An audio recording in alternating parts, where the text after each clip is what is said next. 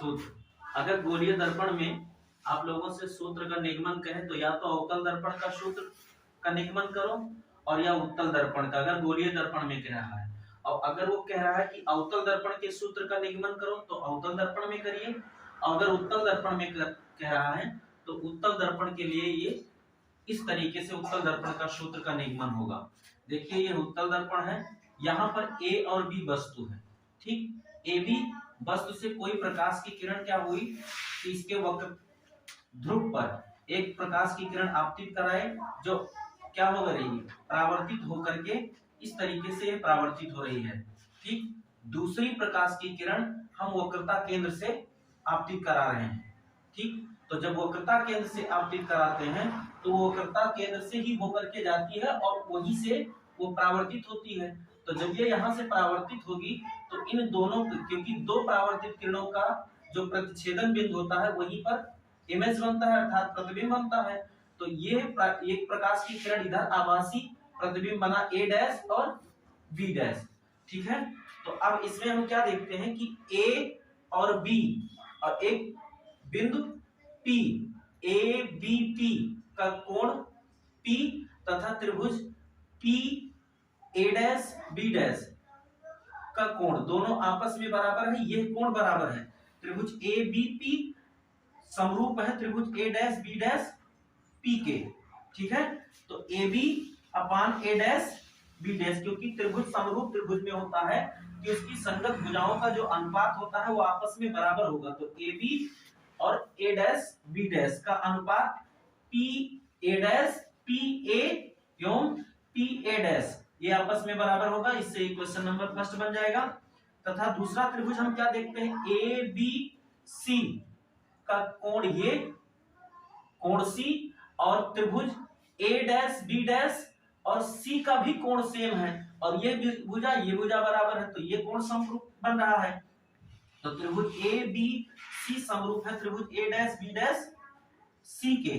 तो इसकी भी अगर समरूप त्रिभुज है तो संगत भुजाओं का जो अनुपात होगा वो आपस में बराबर होगा। तो ए बी और ए डैश बी का अनुपात ए सी अनुपात ए डैश सी के बराबर होगा। इससे इक्वेशन नंबर 2 मिल जाएगा।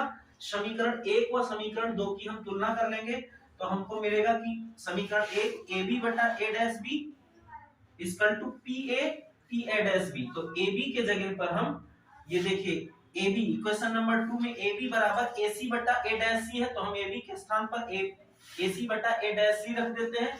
फिर हमारा ये पी ए बटा पी ए डैश।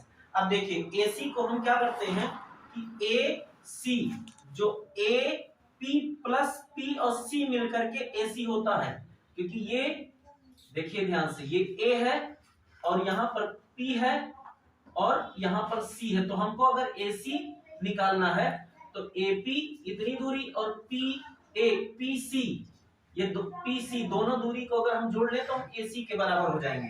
तो हम इसको लिख देते हैं, ठीक है। फिर हमें ए डैश सी निकालना है, ए डैश सी निकालना है।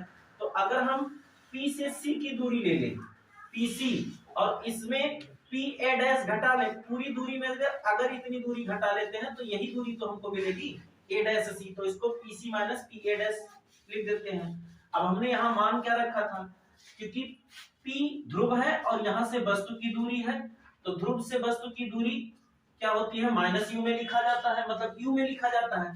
और ध्रुव से बाईं तरफ है तो इसलिए वो माइनस में होगा, ठीक, क्योंकि ये ध्रुव से इस पोजीशन में जो भी पॉइंट्स होगा वो माइनस में होगा, इधर प्लस में होगा, ठीक है।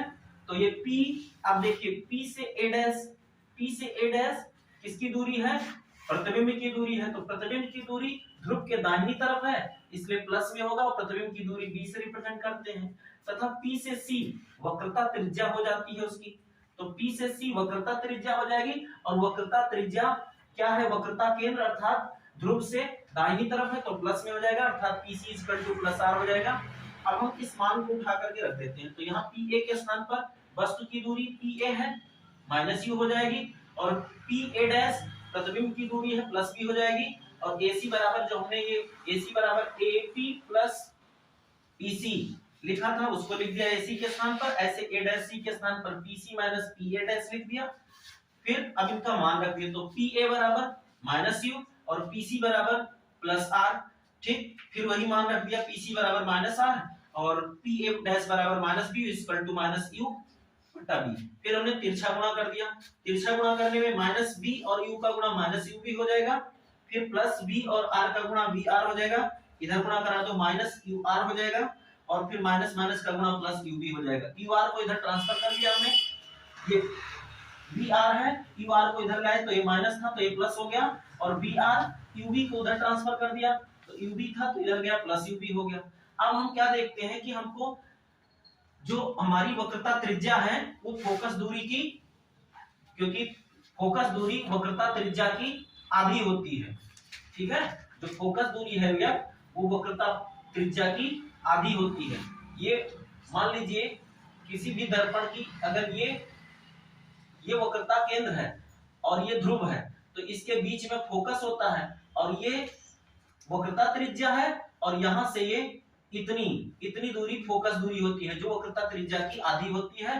तो इसी से r इक्वल टू 2 से क्रॉस मल्टीप्लाई किया तो 2f, अर्थात जो हमारी वक्रता त्रिज्या है वो फोकस की दोगुनी हो गई।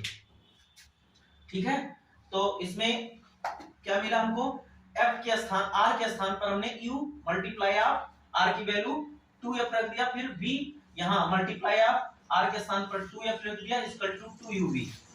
2 यहां से हमने कॉमन ले लिया तो हमारा बचा uf प्लस यहां से 2 कॉमन ले लिया तो vf और इक्वल टू uv।